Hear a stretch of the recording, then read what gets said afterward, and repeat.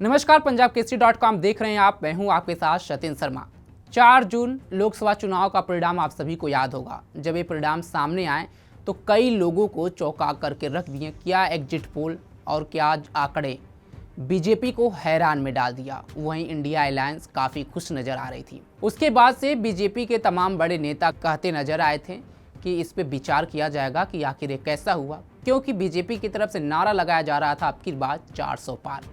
लेकिन बीजेपी 400 क्या, एनडीए कुनबा जो उनका है 300 का आंकड़ा भी पार नहीं कर पाई और वही बीजेपी 250 के अंदर ही सिमट करके रह गई। उसके बाद से बीजेपी के अंदर से ही लगातार सवाल खड़े होने शुरू हो गए। आरएसएस भी इस पे चुप नहीं रहा। बीते दिन मोहन भागवत का बयान आया था। आरएसएस के मुख्य पत्र पंचजांग, उसमें बयान सामने आया था। अब वहीं आरएसएस के बड़े नेता इंद्रेश कुमार का भी बयान सामने आया है और उन्होंने तीखी आलोचना की है। उन्होंने भगवान राम का नाम लेते हुए कहा कि भगवान राम का महिमा देखिए। जो 400 पार का नारा लगा रहे थे, भगवान की महिमा ही है। जो भगवान का गुणगान करते थे, भगवान के नाम पे वोट मांगते थे और जिसको अहंकार हो गया था वो 241 सीट मिली। और जो भगवान राम का द्रोही है, भगवान राम के खिलाफ काम करता है, उसको 234 सीट मिली। ये भगवान का करिश्मा है।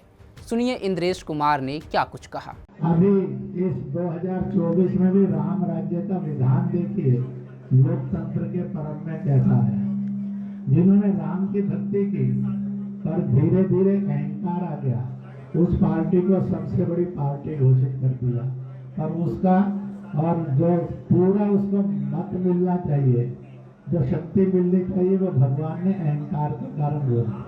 जिन्होंने राम का विरोध किया उनमें से किसी को भी शक्ति नहीं दी, सब मिलकर भी नंबर 1 नहीं बने, नंबर 2 पर खड़े कर दिए। इसलिए प्रभु का न्याय बड़ा विचित्र नहीं है, बड़ा सत्य है, बड़ा आनंददायक है। इसलिए जिस पार्टी ने भक्ति की, अहंकार आया, उसको 241 पर रोक दिया, पर सबसे बड़ी बना दी। जिनके अंदर राम की अनास्था थी, अश्रद्धा थी, और उनको सबको मिलकर 234 पर रोक दिया। कहा तुम्हारी अनास्था का यही दंड तुम्हें है कि तुम सफल नहीं हो सकते। इसलिए जो राम की भक्ति करे तो निरअहंकार करे, और जो राम का विरोध करे उसका अकल्याण अपने आप है, प्रभु नहीं बिगाड़ते। इसलिए लल्लू सिंह, उसने जनता के ऊपर जुल्म किए थे। राम जी ने कहा थोड़ी देर 5 साल विश्राम कर ले, अगली बार देख लेंगे तेरा भी क्या करना। इसलिए राम भेदभाव नहीं करते हैं, राम सजा नहीं देते हैं, राम किसी का विलाप नहीं करवाते हैं। राम सबको न्याय देते थे, देते हैं, देते रहेंगे। राम सदा न्याय प्रिय थे, रहेंगे। एक छोटी सी बात इस समय में और कहूंगा।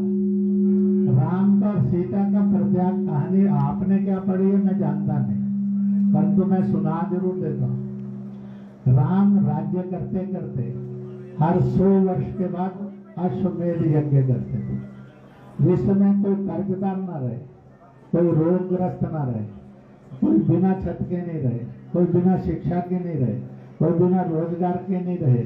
जब ऐसा हो जाता था तो अश्वमेध यज्ञ करते थे।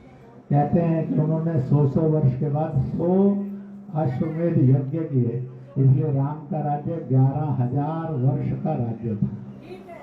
दुनिया के अंदर इतना बड़ा राज्य आज तक नहीं हुआ किसी का, और यही एकमात्र राज्य था जो इतने वर्ष का था। और इस राज्य में करते करते अंत में एक समय आता है जब माँ भी घूमने के लिए जाती थी। सुना आपने, यह पहली बार नहीं है जब आरएसएस ने 400 वाले जो बीजेपी का नारा है और चुनावी परिणाम पर बड़े सवाल खड़े किए हैं।